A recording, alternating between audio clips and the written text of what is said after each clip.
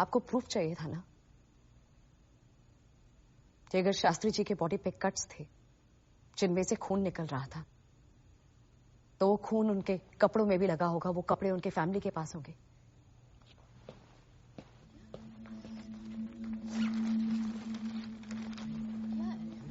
यह है शास्त्री जी की cap. What? Where did you get that from? जो मुझे उनके नाती संजय सिंह जी ने दी है।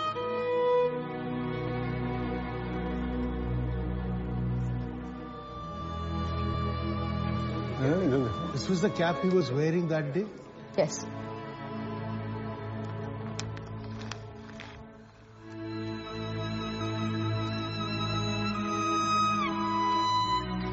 Your evidence.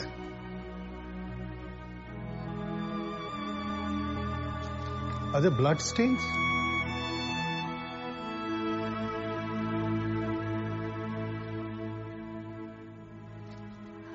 आप सब 1 मिनट के लिए, जस्ट फॉर 1 मिनट, अपने मन से सोचिए कि आपका कोई फैमिली मेंबर है, कोई रिलेटिव, वो इंडिया से बाहर गया, फॉरेन में अचानक उसकी मौत हो गई और आपको बताया जाता है it's natural death, heart attack से हुआ। लेकिन जब वो डेड बॉडी आपके पास आती है, वो पूरी तरह से सूज गई है, काली पड़ चुकी है, बहुत सारे कट्स हैं जिसमें से खून निकल रहा है। As a family member, as a relative, क्या आपको पोस्टमार्टम करवाने का भी कोई हक नहीं?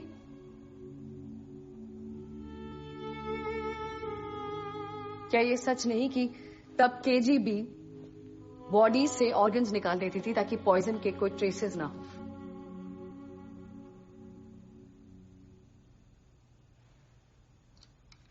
क्या शास्त्री जी के साथ भी यही हुआ था? क्या इसीलिए उनके बॉडी में इतने सारे कट्स हैं जिनमें से खून निकल रहे थे? Okay, let's talk about motives now. Shastri ji के डेथ के 10 सालों के अंदर इंडिया को फिर से कॉलोनाइज किया गया। Yes, India became a colony again. कैसे?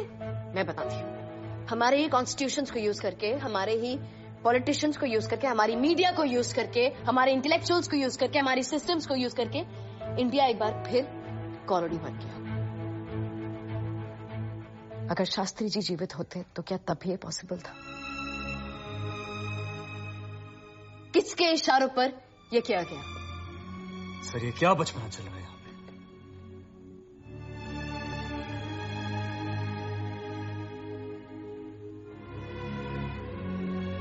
ये इंडिया का कॉन्स्टिट्यूशन है, किसी पार्टी का मैनिफेस्टो नहीं। सोशलिज्म किसी पार्टी की पॉलिसी हो सकती है, देश की नहीं। कॉन्स्टिट्यूशन में सोशलिज्म वर्ड डालना डेमोक्रेसी की हत्या होगी। We don't need your opinion. And this is not my opinion. ये मैंने नहीं कहा सर, ये उन्होंने कहा है जिन्होंने ये कॉन्स्टिट्यूशन लिखा था, डॉक्टर बाबा साहेब अंबेडकर। लेकिन शास्त्री जी के डेथ के 10 सालों के अंदर ही बाबा साहेब की इस कॉन्स्टिट्यूशन को, हमारे देश की डेफिनेशन को बदल दिया गया। इसमें ये वर्ड सोशलिज्म ऐड किया गया। हमारी डेमोक्रेसी की हत्या क्यों की गई? Sir, this can't go on record now. Please इसे डिलीट करवाइए। किस किस रिकॉर्ड से डिलीट करोगे राणा?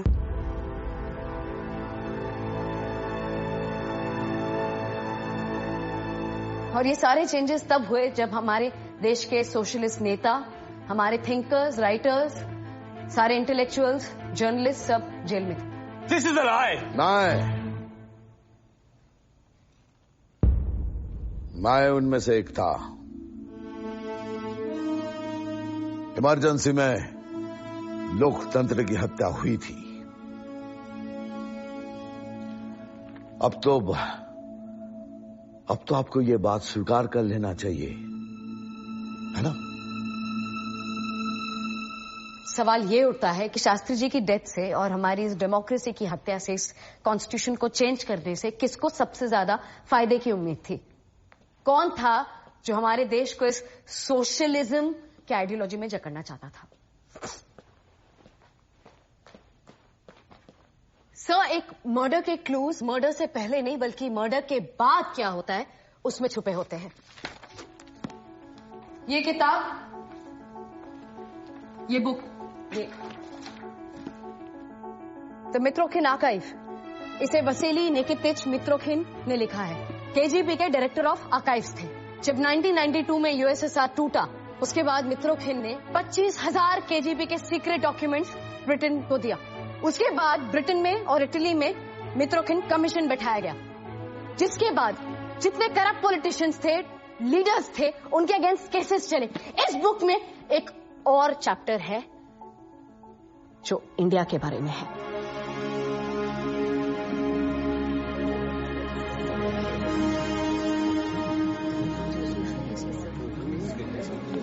क्यों नहीं लाया गया इसको पटल पे? लेकिन हमें इसके बारे में कुछ पता नहीं है। मित्रोखिन के रिपोर्ट को वर्ल्ड का बेस्ट काउंटर इंटेलिजेंस रिपोर्ट माना जाता है, लेकिन इंडिया में दबा दो, सब दबा दो। Mitrokhin archive volume 2। Former KGB major general Oleg Kalugin ने कहा था, it seem like the entire country was for sale. India was for sale. क्या शास्त्री जी के होते हुए India was for sale possible होता? क्या इसीलिए शास्त्री जी को ताशकंद में पॉइजन देकर मार दिया गया? क्या इसीलिए शास्त्री जी के बॉडी पे कट्स थे? क्या इसीलिए शास्त्री जी का पोस्टमार्टम नहीं करवाया गया? वो कौन था जिसने भारत के माथे पे लिख दिया that India was for sale? I request you sir, stop this girl. ये क्या बच्चों का खेल लगा रखा है तुमने? 4 दिन मीडिया में क्या रह ली तुम? And you will defame your own country. तुम अभी जानती क्या हो? These people are right. They're all right. You are an anti-national. उसको बोलने दो। सब बच्चों का खेल। मैं आप सबको बता देना चाहती हूं, 1970s में इंडिया का ऐसा स्टेटस बन गया था that India was spice Disneyland. Disneyland मतलब बच्चों का अम्यूजमेंट पार्क। केजीबी के पूरे दुनिया में जितने स्पाइस थे, उससे सबसे ज्यादा स्पाइस इंडिया में थे। कुछ 21 पॉलिटिकल लीडर्स, जिसमें से 4 मिनिस्टर्स थे। And there something I want to read. हाँ, a top leader codenamed Vano, V-A-N-O, Vano, by the KGB was sent suitcases of money. On one occasion, a secret gift of 2 million was personally delivered by the KGB head in India. Another $1 million were given on the same occasion to a newspaper supporting the top leader. In 1978, the KGB was running over 300 agents in India, the biggest number in the world. ये सब इस book में available है, पढ़ सकते हैं।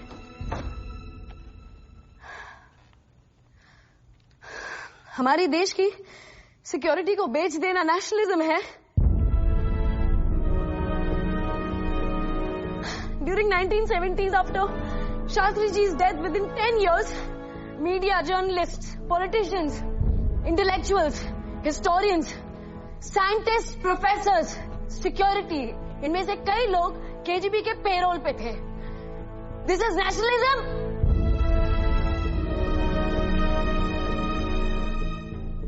और ये हमें स्कूल में, कॉलेज में कहीं पढ़ाया नहीं जाता है। Nobody knows this because कोई ये सब हिस्ट्री में लिखता ही नहीं है। गलत हिस्ट्री लिखना, गलत हिस्ट्री बताना नेशनलिज्म है। सब मुझे बार बार टोका जाता है कि तुम अभी बच्ची हो, तुम छोटी हो, स्कूल गर्ल हो, presstitute, anti national. But sir, I am a hard working, tax paying youth of this country. और मुझे गर्व है कि पिछले 50 सालों से ये सारे इंटेलेक्चुअल्स, ये सारे हिस्टोरियंस ने हमसे जो झूठ कहा, जो सच, जो फैक्ट्स दबाए, वो मैंने, इस कंट्री के एक यंग सिटीजन ने उन पे सवाल उठाए हैं।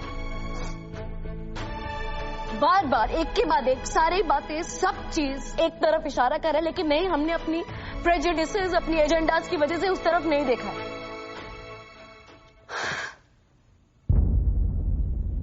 अगर आपको लगता है कि एक डेमोक्रेसी में एक सिटीजन का पहला हक सच जानना होता है, द राइट टू ट्रूथ,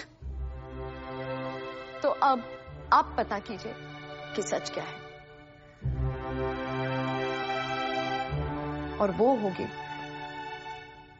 राष्ट्रवादी प्रधानमंत्री श्री लाल बहादुर शास्त्री जी को असली श्रद्धांजलि, असली justice, and that, sir, will be nationalism.